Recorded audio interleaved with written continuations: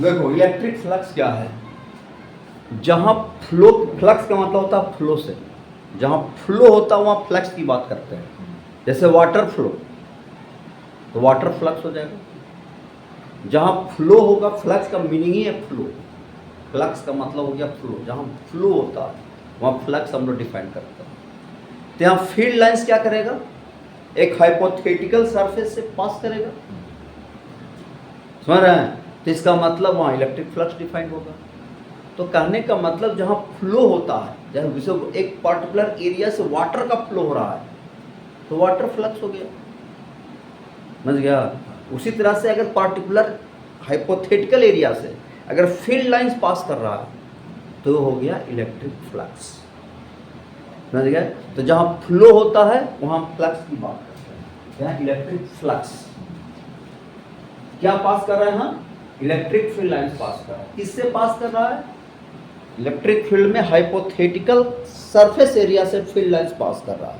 तो जितना field lines उस सरफेस एरिया से पास करेगा उस सरफेस के थ्रू फ्लक्स होगा, समझ गया? तो फील्ड लाइन जो पास कर वही फ्लक्स। तो हम क्या लिखेंगे? The number of field lines passing through hypothetical surface area, hypothetical surface area in electric field region. The electric field lines are passing through hypothetical surface area, hypothetical surface area in electric field region, electric field region is called electric flux, electric flux। इसको क्या कहेंगे? Electric flux कहेंगे, समझ गया? अब जो है मान लो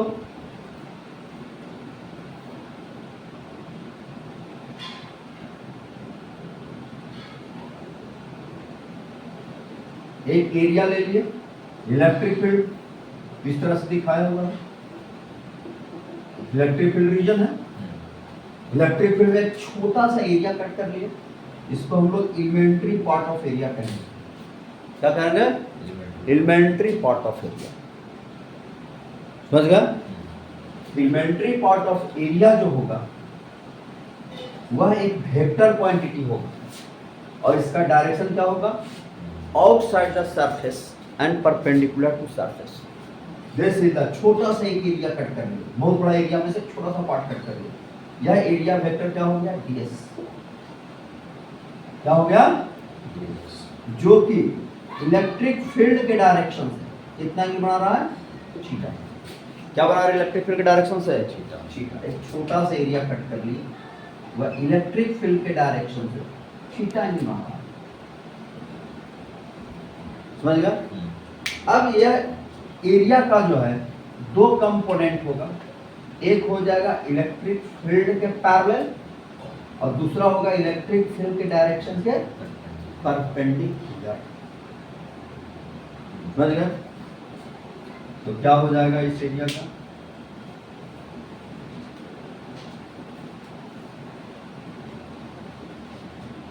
ds पैरेलल इक्वल टू क्या होगा? इलेक्ट्रिक फील्ड के parallel mod of ds cos theta और एक होगा इलेक्ट्रिक फील्ड के परपेंडिकुलर ds। इलेक्ट्रिक फील्ड का इलेक्ट्रिक फील्ड से 90 डिग्री कोण बनाता होगा, क्या हो जाएगा? Mod of ds sin theta, समझ गया? तो जो भी फील्ड लाइंस पास करेगा वह इसी एरिया से पास करेगा जो इलेक्ट्रिक फील्ड के लॉन्ग एरिया वेक्टर है, जिसको हम लोग कहेंगे यह इलेक्ट्रिक फील्ड डायरेक्शन में है, यह एरिया इसको कहेंगे ट्रांसवर्स एरिया, इलेक्ट्रिक फील्ड से क्या है, ट्रांसवर्स एरिया, ये ट्रांसवर्स एरिया कहलाता है। इसी ट्रांसवर्स एरिया से फील्ड लाइंस क्या कर रहा है, पास कर रहा है। समझ गया, ये क्या हो गया, transverse area.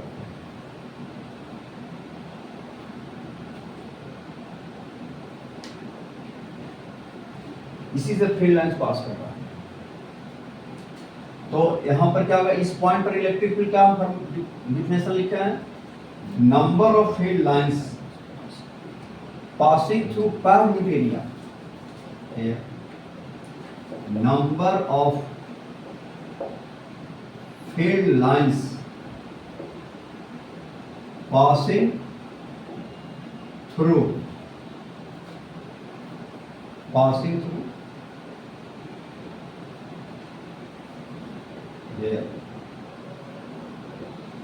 dn equal to number of field lines passing through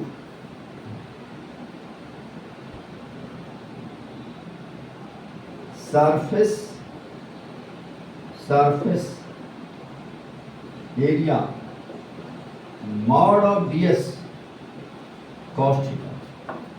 area बहुत छोटा लिया है तो बहुत छोटा सा फील्ड लाइन पास करेगा, तो dn number of field lines passing through surface area mod of ds cos theta. इस एरिया से dn number of field lines pass करेगा, इस एरिया से तो पास करेगा नहीं। जैसे मान लो, सपोज कर लो कि ऐसे फील्ड लाइंस जैसे है, चार्ज ऐसे फील्ड लाइन से जा रहा है, तो इस पूरे एरिया से फील्ड लाइन पास कर रहा है, ऐसे फील्ड लाइन इस डायरेक्शन में है। तो मान लो फील्ड लाइन हम एरिया यहाँ से लेते हैं, एरिया ऐसे लेना, ठीक है, एरिया ऐसे लेना। अब इलेक्ट्रिक फील्ड इस डायरेक्शन में है, तो सारा फील्ड लाइन का पास कर रहा है, सारा फील्ड लाइन पास कर रहा है, सारा फील्ड लाइन पास कर रहा है, इस एरिया से पास करने का कर रहा है, सारा फील्ड लाइंस पास कर रहा है इस एरिया से। लेकिन इसी एरिया को हम धीरे धीरे, इसी एरिया क्या करें, धीरे धीरे, इसी एरिया को धीरे धीरे, जो ऐसे था फील्ड लाइंस पास कर रहा है, धीरे धीरे ऐसे करते जाए, ऐसे करते जाए, तो नंबर ऑफ इससे पास करने वाला फील्ड लाइंस की नंबर घटते जाएगा, इस सरफेस से पास करने वाला फील्ड लाइंस की नंबर घटते जाएगा। घटेगा नहीं घटेगा?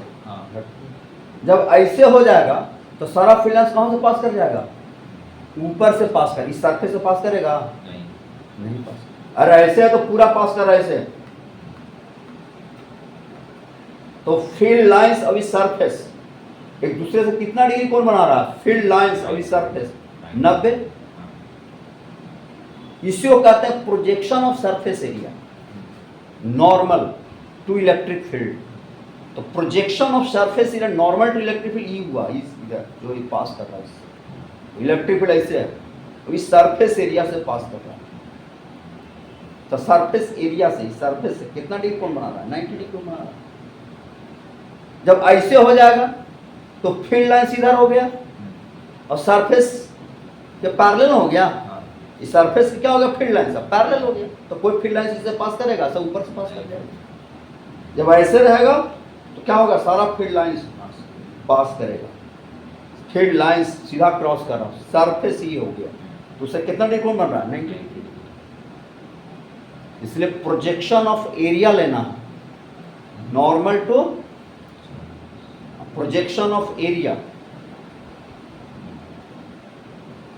कौन सा projection of area, normal to electric field, electric field के नॉर्मल, नॉर्मल का मतलब इलेक्ट्रिक फील्ड, इलेक्ट्रिक फील्ड हो गया इस डायरेक्शन में, ये वाला प्रोजेक्शन एरिया ये वाला लेना। अगर ऐसे कर देंगे तो एरिया का प्रोजेक्शन जो होगा इलेक्ट्रिक फील्ड के जो नॉर्मल होगा, एरिया में जो इलेक्ट्रिक फील्ड क्या होगा, लंबवत होगा, उससे इलेक्ट्रिक फील्ड लाइंस पास करेगा। ऐसे करोगे तो पूरा सरफेस एरिया जो है, इसका पूरा सरफेस एरिया जो है इलेक्ट्रिक फील्ड का क्या हो गया, नॉर्मल हो गया, पूरा फील्ड लाइंस पास करेगा। ऐसे करोगे घटते जाएगा, घटते जाएगा, घटते, ऐसे कर दो सारा फील्ड लाइंस कहाँ पास कर जाएगा, ऊपर। इस सरफेस से कोई फील्ड लाइंस पास नहीं करेगा। जैसे वाटर फ्लो हो रहा है, इधर से आ रहा है, तो तुम खड़ा रहोगे तो वाटर फ्लो किसे धक्का देगा, तो वाटर फ्लो तुम्हारे सरफेस से कितना डिग्री कोण बना रहा है, 90 डिग्री। लेकिन जैसे जैसे वाटर फ्लो आ रहा है वैसे तुम झुकते जाओ, ऐसे एक में सूत जाओ, सो जाओ, तो तुम्हारा वाटर फ्लो कहाँ से पास कर रहा है? ऊपर से पास कर जाएगा। ये समुद्र में जाते हो नहाने के लिए, हाई टाइड जहाँ आता है, किनारे खड़ा रहते हो, ऐसे पानी आया पूरा भिंगा देता है, लेकिन जब बैठ जाओगे तो कहाँ से पास कर जाएगा? ऊपर से पास कर जाएगा। तुम्हारे पूरे बॉडी क्रॉस नहीं करेगा, ऊपर से पास कर जाएगा। समझ रहा है? यही फील्ड लाइन है। तो फील्ड लाइंस इस एरिया से पास कर रहा है, इस एरिया से पास कर रहा है, ना कि इस एरिया से पास कर रहा है। समझ गया? इस एरिया से पास कर रहा है, प्रोजेक्शन ऑफ दिस। तो क्या हुआ? dn equal to number of field lines passing through ds dot c। तो इस पॉइंट पर इलेक्ट्रिक फील्ड क्या होगा? इलेक्ट्रिक फील्ड एट पॉइंट, और इस पॉइंट पर हम इलेक्ट्रिक फील्ड की बात करें तो now electric field at point P, magnitude of electric field, magnitude of electric field at point P बराबर क्या लिखेंगे?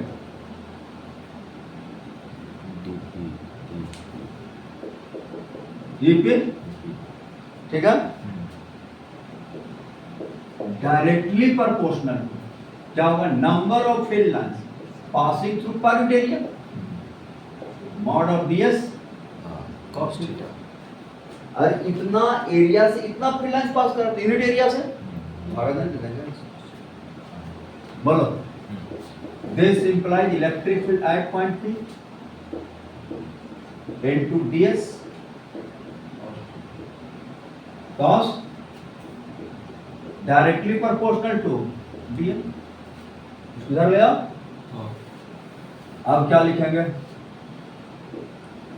अब हम जानते हैं कि जितना फील्ड लाइंस पास करता वही तो फ्लक्स है, जानते हैं ना? Number of field lines, number of electric field lines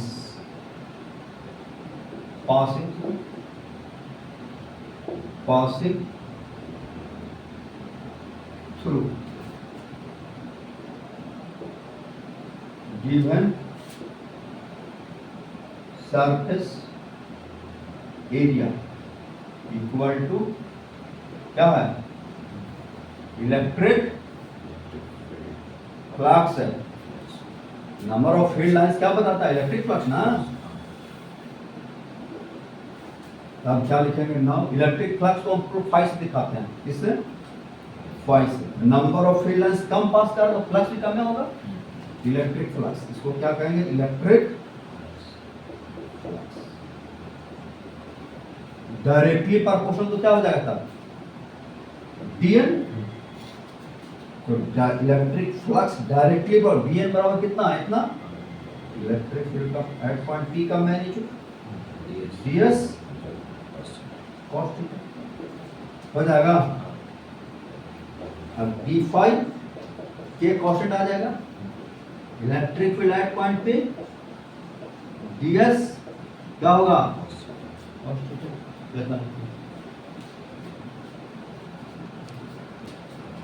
in SI unit, in SI unit नीचे में लिख देंगे। Here K is a proportionality constant। समझ गया? इन SI K का वैल्यू क्या होता है? 1। तो फ्लक्स, इलेक्ट्रिक फ्लक्स को फाई से इक्वल टू क्या होगा? Electric field at point P, वहां का छोटा सा area into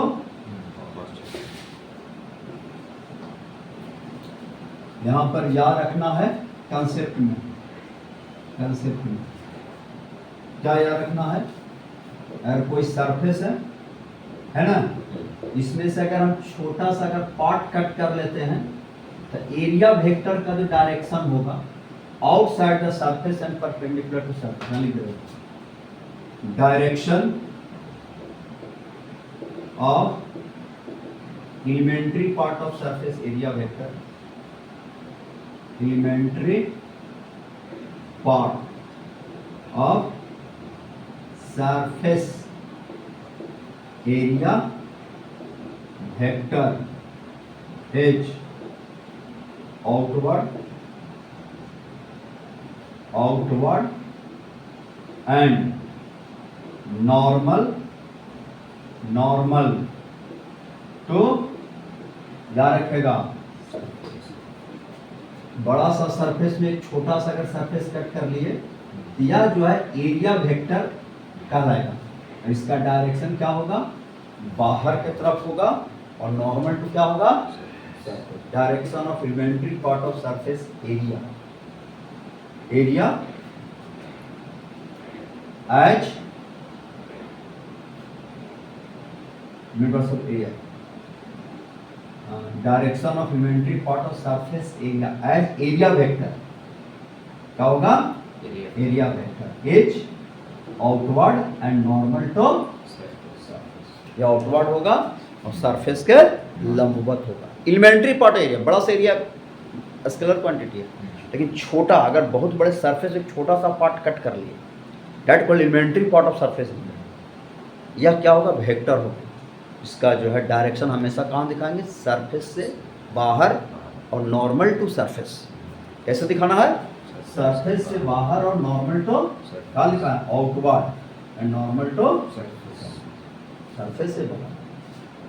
area vector is outward and normal to surface. अच्छा चलो देखो यहाँ पर, अब हम यहाँ पर क्या लिखेंगे, D phi equal to electric field, उस पी पॉइंट पे इलेक्ट्रिक फील्ड ई था, ई का मैग्नीट्यूड ds का मैग्नीट्यूड cos थीटा होगा। इसी को ऐसा भी लिख सकते हैं, D phi equal to E dot नहीं और थीटा क्या हो गया, यहां लिख दीजिए theta equal to angle between angle E vector and क्या हो गया, ds वेक्टर। ई वेक्टर और ds वेक्टर के बीच का ये हो गया फॉर्मूला जिसको डॉट प्रोडक्ट कहते हैं, ई डॉट ds। यहाँ जो है ds वेक्टर, थोड़ा सा पार्ट कट कर लिया, एरिया वेक्टर। पहले यहाँ से यहाँ तक लिख लेना है, फिर ये लिखाना है कंसेप्ट, ठीक है। एक कंसेप्ट याद रखना है,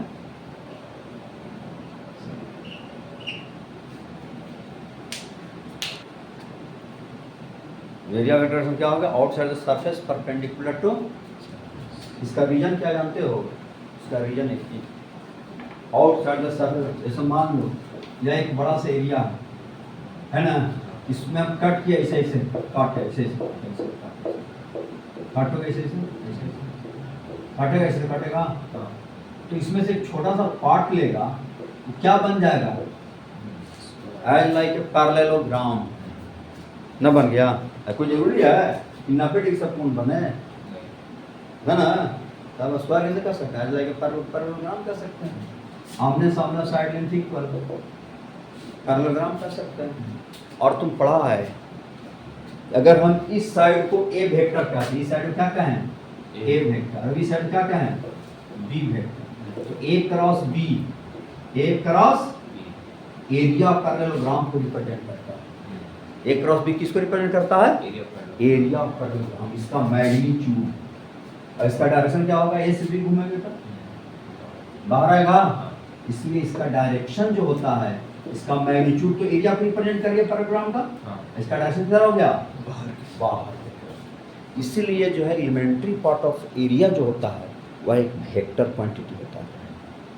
दिमाग में आया बात, क्यों एरिया वेक्टर क्वांटिटी है, क्योंकि हम इसको बड़े से सरफेस को छोटे छोटे सरफेस में कट करेंगे तो हर पार्ट क्या बन जाएगा, एक पैरेललोग्राम बन जाएगा। Every part as a parallelogram. और जब every part as a parallelogram, तो ये हो गया ए, ये हो गया बी, एक साइड को ए से रिप्रेजेंट करें, दूसरी साइड को बी से अगर रिप्रेजेंट करें, तो this is the A cross B जो है इसके एरिया को रिप्रेजेंट करेगा, और ए क्रॉस बी का डिफरेंस क्या होगा, outside the surface, perpendicular to surface. पढ़े हैं हम लोग वेक्टर में ए क्रॉस बी का magnitude represent area of parallelogram, A cross B का मैग्नीट्यूड का हाफ एरिया ऑफ ट्रायंगल। समझ गए? Elementary part of area vector point of view. अब देखो, अब तुम्हारा जो है एरिया वेक्टर इस डायरेक्शन में है, इलेक्ट्रिक फील्ड इस डायरेक्शन में है, दोनों के बीच का एंगल क्या बन रहा है, है ना? ठीक है। इफ अच्छा, इसका यूनिट क्या होगा, यूनिट यूनिट क्या लिखेंगे, यूनिट ऐसा यूनिट क्या लिखेंगे, न्यूटन पर मीटर, न्यूटन पर मीटर हो, न्यूटन पर कूलम हो गया, newton by coulomb electric field का। एरिया क्या लिख देंगे, मीटर स्क्वायर, क्या होगा, न्यूटन मीटर स्क्वायर पर कूलम। समझ गया? न्यूटन मीटर स्क्वायर पर। हम लोग आगे जाके पढ़ेंगे इसका अदर यूनिट भी होगा। समझ गया? क्या होगा, हम बताएं इलेक्ट्रिक फील्ड का यूनिट जो होता है वोल्ट पर मीटर। क्या होता है, वोल्ट पर मीटर, और मीटर स्क्वायर से गुना कर देंगे, तो वोल्ट पर मीटर या वोल्ट बाय मीटर गुना मीटर स्क्वायर, तो क्या हो गया, वोल्ट मीटर। इलेक्ट्रिक फ्लक्स का यूनिट क्या हो जाएगा, यूनिट हो जाएगा equal to newton metre square पर कूलम या वोल्ट मीटर। क्या होगा, वोल्ट मीटर। समझ गया? ऐसा वोल्ट मीटर लिखा रहेगा, न्यूटन इलेक्ट्रिक। चलो, अभी हम बता रहे थे, क्या बता रहे थे, ये यूनिट याद रखना है, क्या रखना है, ये यूनिट याद रखना है, ये यूनिट को याद रखना है, ठीक है।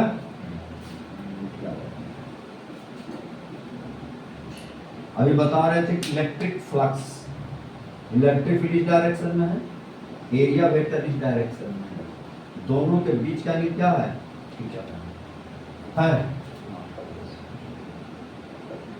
अब जो है here theta greater then 0 less than 90 या इक्वल टू 0, देन तब फ्लक्स जो आएगा, फ्लक्स एक ग्रेटर देन 0 आएगा 0, क्योंकि ये मैग्नीट्यूड पॉजिटिव, ये भी पॉजिटिव, और 0 90 के बीच cos थीटा हमेशा पॉजिटिव थी, तो फ्लक्स पॉजिटिव आएगा। और फ्लक्स अगर पॉजिटिव आ जाए, इसका मतलब है, याद रखो, इलेक्ट्रिक फ्लक्स है, फील्ड फ्लक्स क्या है, नंबर ऑफ फील्ड लाइन जितना पास करेगा सरफेस वही फ्लक्स है।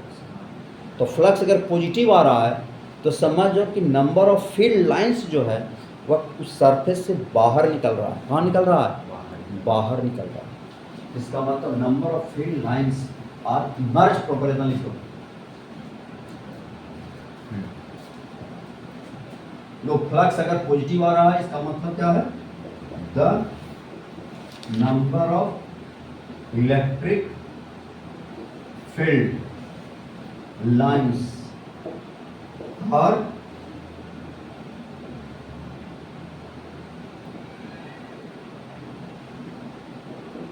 emerging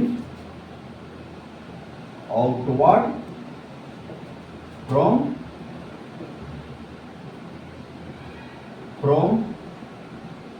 surface। Electric field lines क्या कर रहा है, सरफेस से बाहर की तरफ क्या कर रहा है,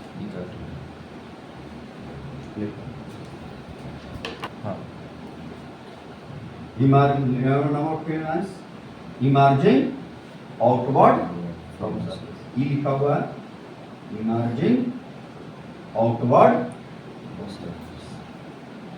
ठीक है।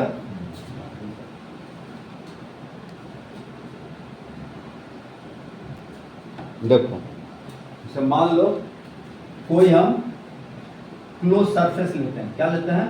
Close surface. इसमें प्लस क्यू चार्ज लिख लो, अंदर डाल प्लस क्यू चार्ज। अब देखो तो यहाँ से जो भी फील्ड लाइंस जो है वह देखो तो बाहर तरफ निकल रहा है।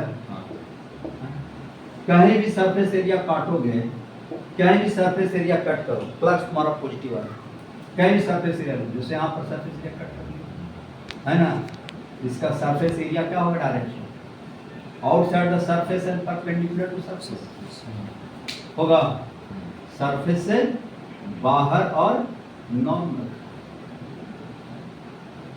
सरफेस से बाहर। इलेक्ट्रिक फील्ड इधर है, एरिया वेक्टर इधर है, एंगल दोनों के बीच क्या बन रहा है? Theta less than area vector तो कट कर रहा है, इलेक्ट्रिक फील्ड इधर है, एंगल क्या बन रहा है? लेस देन 90 बन रहा है। क्या है? देख लो यहाँ देखो, थोड़ा सा एरिया कट कर, इधर इलेक्ट्रिक फील्ड है, उधर एरिया वेक्टर भी है, फ्लक्स क्या होगा? पॉजिटिव। क्या भी देखो फील्ड लाइंस क्या होगा? एरिया वेक्टर इधर है ना, इलेक्ट्रिक फील्ड इसी डायरेक्शन में है, एंगल कितना बन रहा है? 90। मैंने इलेक्ट्रिक फील्ड और एरिया वेक्टर के बीच एंगल कितना बन रहा है? 0 बन रहा है, नहीं बन रहा। इलेक्ट्रिक फील्ड और एरिया वेक्टर दोनों सेम डायरेक्शन में, फ्लक्स पॉजिटिव। इसका मतलब है कि सरफेस से फील्ड लाइंस क्या कर रहा है? बाहर की तरफ निकल रहा है। जब फील्ड लाइन सरफेस से बाहर की तरफ निकले तो फ्लक्स हमेशा पॉजिटिव आएगा। अगर फ्लक्स पॉजिटिव आ रहा है, समझ जाओ कि फील्ड लाइन सरफेस से कहाँ निकल रहा है? बाहर निकल रहा है।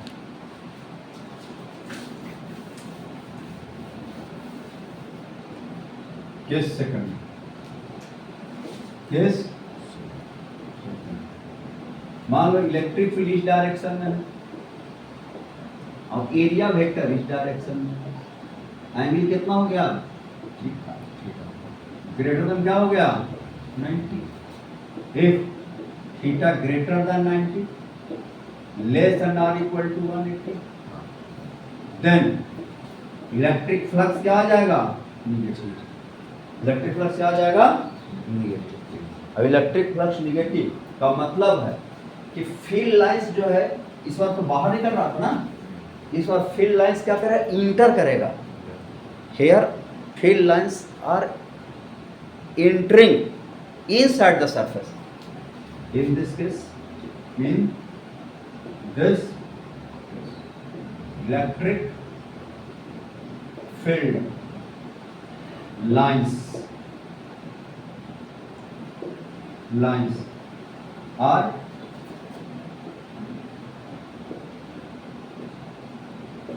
entering inside the surface area। क्या करेगा? सरफेस एरिया फिर अंदर की तरफ जाएगा। Electric field lines are entering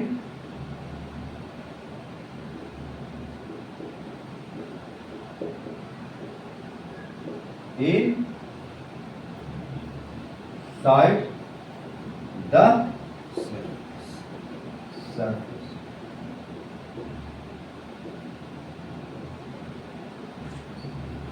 Surface area entering inside the surface area। Flux क्या आ जाएगा? निगेटिव। जैसे मान लो देखो, मान लो कोई क्लोज सरफेस है और चार्ज को माइनस को इनक्लोज कर रहा है, देखो तो इलेक्ट्रिक फील्ड लाइंस कहाँ जाएगा? देखो तो सरफेस के अंदर इंटर कर रहा है, बोलो। अब इसके थ्रू फ्लक्स निगेटिव है, देखो कैसे निगेटिव है। अब तुम एरिया कहीं कट कर लो, एक छोटा सा एरिया कट कर लो, यहाँ एरिया जो कट करोगे एरिया वेक्टर कहाँ जाएगा? बाहर। अब इलेक्ट्रिक फील्ड कहाँ आ रहा है? फील्ड लाइंस अंदर आ रहा है, एंगल कितना बन गया यहाँ? 90 से बड़ा बन रहा है। नहीं, एरिया वेक्टर इधर है, इलेक्ट्रिक फील्ड अंदर की तरफ है, 90 से बड़ा। यहाँ भी देख लो, एरिया वेक्टर तुम काटोगे किधर जाएगा? इलेक्ट्रिक फील्ड इधर की तरफ है, एंगल कितना बना? 90 से। कहीं भी देखो, यहाँ क्या है? एरिया वेक्टर जो है इधर की तरफ है, इलेक्ट्रिक फील्ड इधर की तरफ है, एंगल कितना बना 90 से बराबर। यहाँ देखो एरिया वेक्टर कहाँ है, बाहर की तरफ होगा, इलेक्ट्रिक फील्ड कहाँ अंदर की तरफ, एंगल कितना बना 180। क्या भी देखोगे तुम्हारा फ्लक्स नेगेटिव आने जा रहा है। तो फील्ड लाइन से अगर अंदर की तरफ जा रहा है तो श्योर हो जाओ कि फ्लक्स क्या होगा, नेगेटिव होगा। फील्ड लाइंस बाहर की तरफ निकल रहा है तो सरफेस के थ्रू फ्लक्स पॉजिटिव होगा।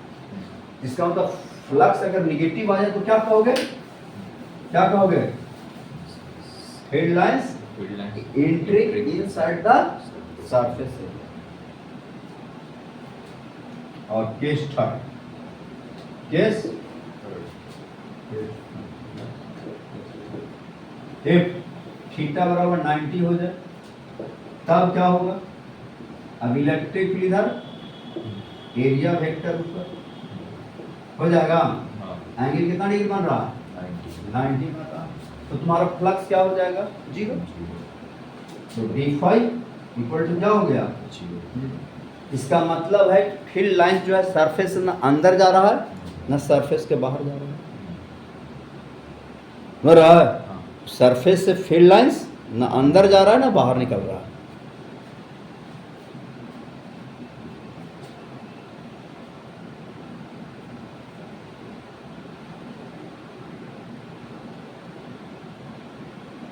Not entering, neither leaving. Here, electric field lines, electric field lines are not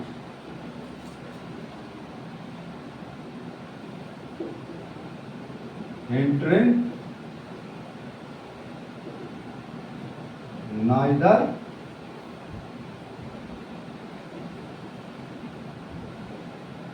emerging. Not entering, neither ना इंटर कर रहा है ना इमर्ज कर रहा है, समझ गया। तो क्या हो जाएगा, फ्लक्स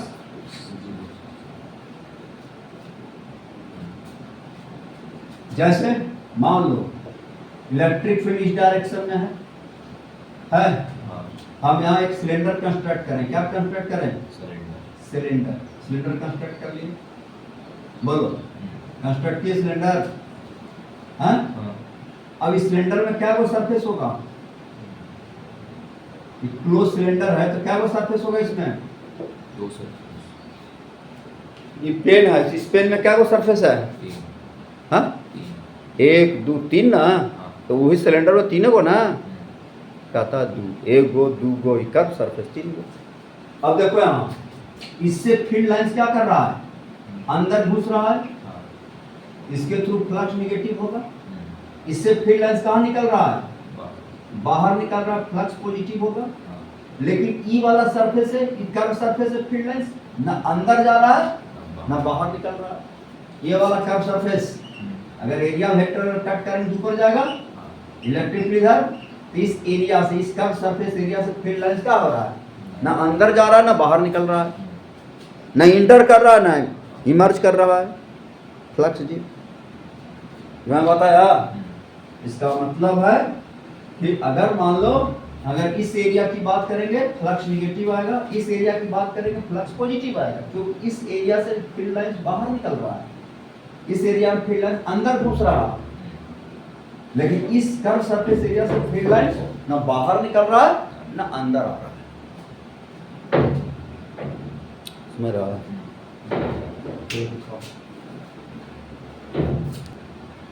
ओवर क्लोज्ड सरफेस, समझ गया, इंटीग्रेशन ओवर क्लोज सरफेस, समझ गया। ये इलेक्ट्रिक फ्लक्स का फार्मूला आ गया, close surface E dot integration over the surface. Open surface रहेगा तो यहां सर्किल डालने की जरूरत नहीं, समझ गया। फ्लक्स का फार्मूला चल लिख लो, फ्लक्स तुमको याद रखना है फार्मूला, V डॉट